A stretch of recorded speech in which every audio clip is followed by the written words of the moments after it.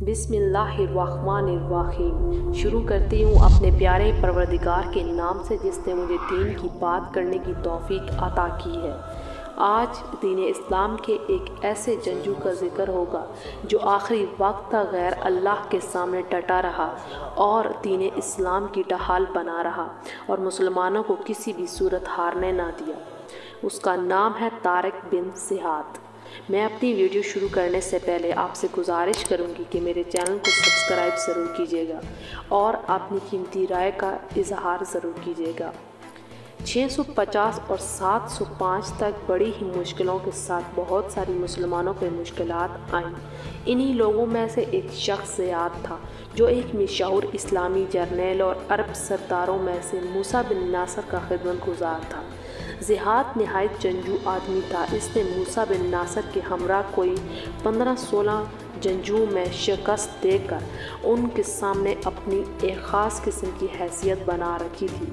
मूसा बिन नासर की जान भी बचाता था जब भी इसकी तरफ दुश्मन की पेशकदमी होती थी। जब ज़ियाद एक लड़ाई में सख्त ज़ख्मी हो गया और काफ़ी अरसे तक बीमार होकर इंतकाल कर गया तो इसका नौजवान बेटा और इसकी माँ हालिमा दोनों मूसा बिन नासर के सरपरस्ती में आ गए।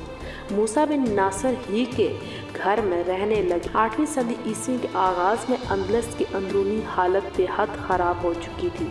हुकूमत पर कलीसा का इक़्तिदार था और कलीसा के आजारदार पादरी थे जिनके इशारे चश्म के अंदर ही अंदलस के तमाम हुक्मरान पाबंद हो चुके थे। इस ज़माने में अंदलस की हुकूमत गोथा कौम के बादशाह के पास थी। अगरचा गोथा कौम का जो बादशाह था वो एक अरबी था लेकिन वो बहुत ज़्यादा अयाश पसंद था। अयाश परस्त हुक्मरान होने की वजह से ताहम इसने अपने ज़माने में कलीसा के अजादारों की थोड़ी बहुत इस्लाह भी की थी। इनकी बढ़ती हुई बदआमनियों को रोका भी था। इसलिए पादरियों ने जब इसे अपने खिलाफ पाया और देखा कि वो इनके इक़्तिदार को मट्टी में मिलाने पर तुला हुआ है तो हुकूमत के उमरा और हिसाई अवाम को साथ मिला लिया और इसे बेदीन करार देते हुए तख्त से उतारने की जद्दोजहद शुरू कर दी। हुकूमत एक ऐसे फौजी रॉड्रिक के हाथ में दे दी जिससे शाही ख़ानदान से तो इसका कोई दूर दूर तक ताल्लुक़ तक ना था, मगर वो पादरियों के मिजाज के मुताबिक था। गोथा कौम के हुक्मरानों में हुकूमत और उमरा के दरमियान का ताल्लुक़ इस्तावार होने और दस्तूर ये चला आ रहा था कि अंदलस के हुक्मरान के रईसों और अमीरों और जागीरदारों के बच्चे शाही महल में पलते थे और शाही मलका ही इनकी परवरिश और तालीम करती थी और इसके अलावा बसा औक़ात इन बच्चों के ब्याह और शादियाँ भी इनके माँ बाप के बजाय शाही महल में ही हो जाया करती थी। रॉकेट जब खुद शाह के नाम से मशहूर हुआ और ये एक फ़ौजी था। रॉड्रिक जब हुकूमत के तख्त पर बैठा तो इसने सबसे पहले इस दस्तूर से नाजायज़ फ़ायदा उठाने की कोशिश की।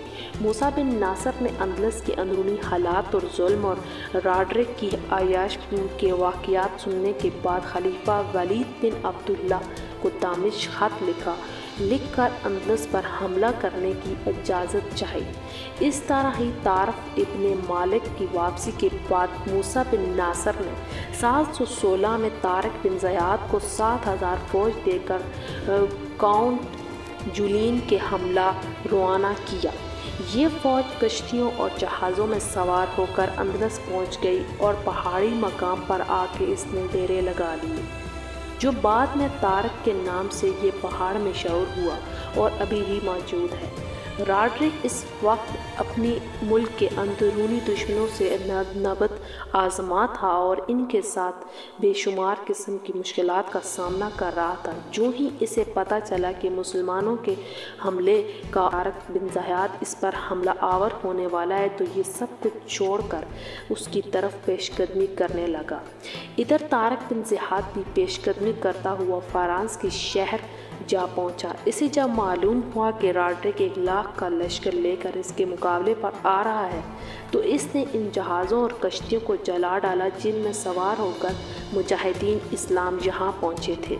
फिर जब मूसा बिन नासर ने इसकी आमद के लिए 5000 फौज और भेज दी तो 12,000 फौज को लेकर रॉड्रिक की 1,00,000 सिपाह सलार फौज के ऊपर ही हमला आवर हो गए और एक जंग में निकल पड़े। वादी लहका और एक दरिया के किनारे पर ये दोनों फौजों का आमना सामना हुआ और तारिक बिन ज़ियाद ने जंग शुरू करने से पहले मुजाहिदीन इस्लाम के सामने एक जोश अंगेज़ वल्वा खेज़ तकरीर की और कहा, ए मुसलमानों, मैदान जंग से भागने की और अब कोई सूरत नहीं। तुम्हारे आगे दुश्मन का वसी मुल्क है, पीछे ठाटे मारता हुआ समंदर। खुदा की कसम सिर्फ साबित कदमी ही तुम्हारे पास, इस्तक़लाल ही तुम्हारे पास भलाई है।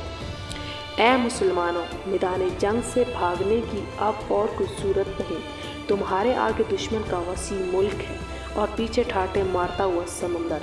खुदा की कसम साबित कदमी इस्तक़लाल ही में तुम्हारी भलाई है। रॉड्रिक की फ़ौज मुसलमानों के हमले की ताब न लाग सकी और बुरी तरह पस्त हो गई, यहाँ तक कि रॉड्रिक अपनी जान बचाता हुआ मैदान जंग में से निकला और दरिया की तरफ भागा और दरिया में डूबकर मर गया।